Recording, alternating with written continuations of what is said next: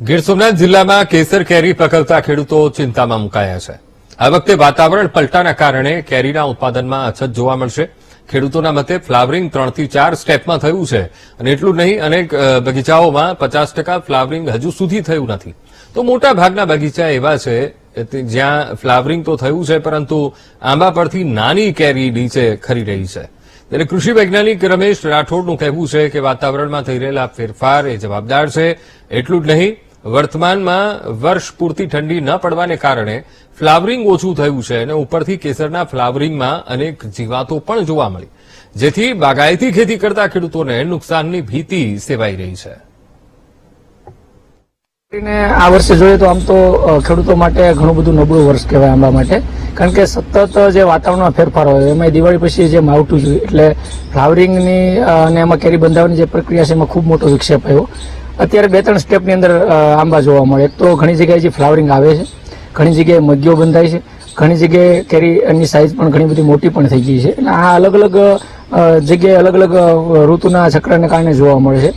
માર્કેટની અંદર ખાસ કરીને કેરી આવવાનું જે છે એ પણ અલગ અલગ સ્ટેપની અંદર આવશે। મને એવું લાગે કે 15 મે પછી કેરી શરૂ થઈ જવી જોઈએ, એટલે જનરલી આમ લેટ કહેવાય।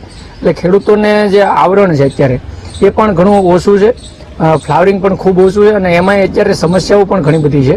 અને એમાં રોગ જીવાતના જે મુખ્ય પ્રશ્નો છે, અત્યારે થ્રિપ્સનો ખૂબ મોટો એટેક, મધ્યાનો એટેક છે, એની અંદર ભૂકીચારો રાખોડી નામના જે રોગનો એટેક છે, અને કેરી ખરડનો પીળી પડીને ખરી જવું એટલે પોષક તત્વોની ખામીઓનો પણ ઘણી બધી જગ્યાએ જોવા મળે। તો આ બધા પ્રશ્નો ઘણા બધા ગંભીર આંબાની અંદર જોવા મળે છે।